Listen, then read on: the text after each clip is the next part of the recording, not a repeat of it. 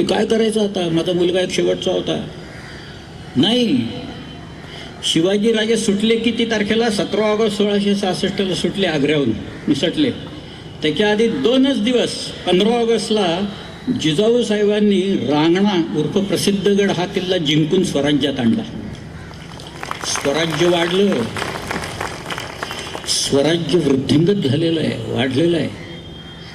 हे जे किल्ले आहेत ना इथले, त्याला औरंगजेब शिवाजी महाराजांना म्हणतोय की तुम्ही चिठ्ठी द्या, पत्र द्या, मी आम्ही उरलेले किल्ले ताब्यात घेतो.